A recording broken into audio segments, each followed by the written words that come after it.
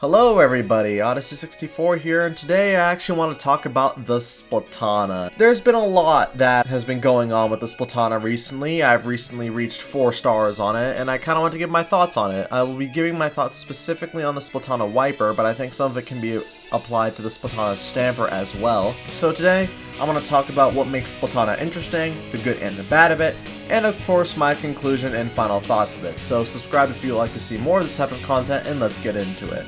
So the Splatana Wiper, honestly, is a weapon that I've always envisioned happening, because as someone who mains Roller, I've always wondered what would happen if you just swing it sideways, and well, Splatana is the answer. It's basically a Roller that swings sideways instead of up and down, like a roller up. So once I saw that, and I saw the stance reminding me of Cloud from Final Fantasy VII, I was like, okay, I'm maining this weapon. Now, a lot of time has gone by after using it in the Splatfest, and using it in Turf War, Ranked, all of it, and I kind of want to give sort of my final thoughts on it for now. So we're going to be tackling the good and the bad of Splatana. Number one, which is honestly kind of a good and bad thing, and we'll get into it later, is the damage.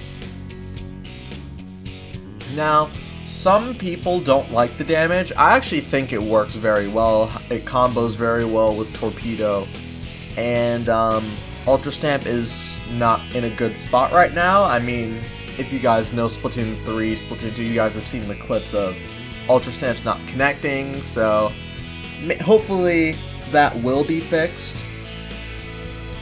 So, the thing about Splatana, the Splatana Wiper and Stamper, is that no matter where the hitbox connects, it does a set amount of damage. I personally really like that. Again, it makes comboing really easy, and you kind of know like the damage your opponent is at, instead of it being just like fall off damage and whatnot. And it's very linear, so like there's no, there's no fall off. It is just a straight shot. Probably like one of my biggest gripes with it is its one-hit kill radius. Not only is it absolutely tiny, but I feel like half the time the dash messes me up. I mean, I'm not sure if that's for everybody, but I feel like the dash messes me up whenever I try to use the funny little thing. So I don't really get that many direct kills from it, but I end up getting more like finishing kills. I ended up doing like the 60 and then like the 2 little 30s in order to do kills instead of the sweet direct box. So that's probably my biggest gripe with it. But I think if there's one thing that this weapon definitely requires of you, is consistency.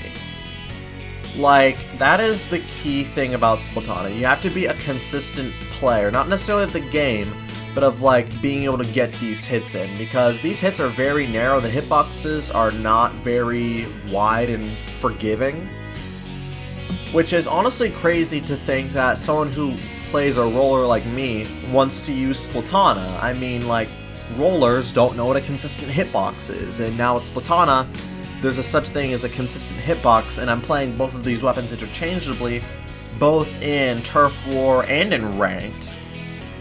And it's really hard to try and get consistency down, and I see it being a little problem with how I play myself.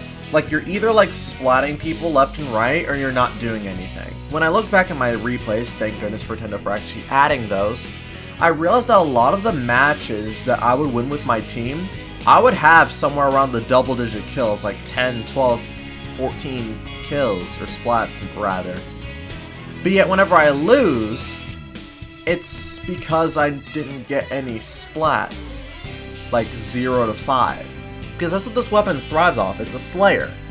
It's kind of like a roller in that way, and roller hitboxes do have a tendency to miss sometimes. But I think it's because I do try and end up playing it like a roller sometimes, but not necessarily in getting close, because you have to be at a somewhat good distance in order to actually use this weapon, unless you're actually trying to get close and like, well, camp a super jump or get behind them or something. So me as a player, I'm not very consistent. Like, I'm either getting like a bunch of spots with my roller or Splatana, or I can't do anything. And I think that's probably just a problem with me as a player, and not necessarily the weapon. Because, I mean, like, again, I'm mainly talking about Splatana Wiper here, but Splatana Stamper can kind of play into this as well, is that they need precision out of the person who's using it. Like, if you're precise with this weapon, then you are going to do well.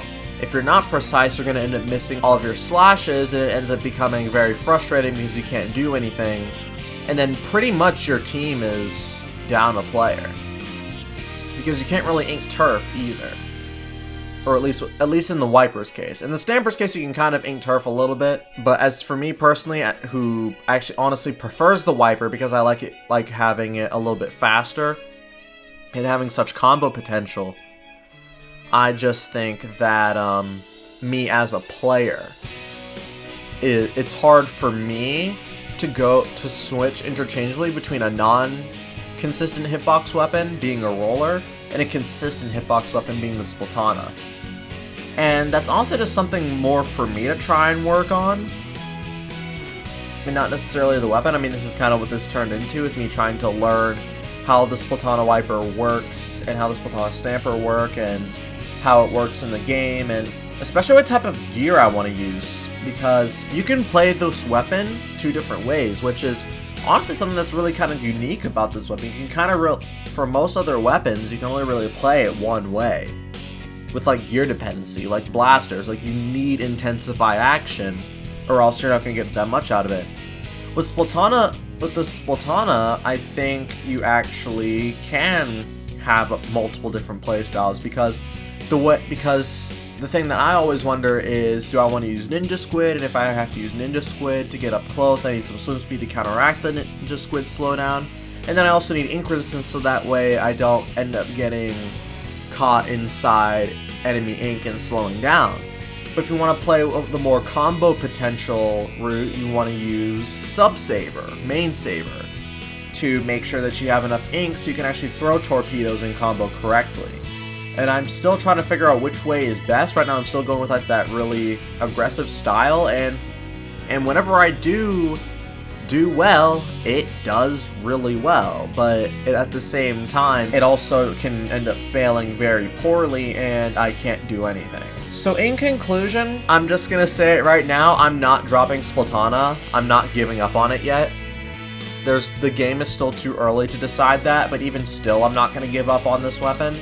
I wanted a weapon like this ever since, like, the second game. Because again, I've always imagined like rollers being like some type of like swords in the Splatoon world, and now we actually do have like sword-like weapons. So I'm not dropping it anytime soon, don't worry. I will still be using Splatana occasionally in both Turf War and Ranked and anything in between. But I think the problem with me is I need to be more consistent, and that's just me playing video games as a whole. It's hard for me to be a consistent player when it comes to me doing good or doing badly. But yeah, definitely let me know what you guys think as well about the dual gear dependency thing, because I honestly think that's possible, being able to either have like a more passive Splatana style or a more aggressive Splatana style. And I thank you guys so much for watching this little video I have over here, and I will see you guys next time.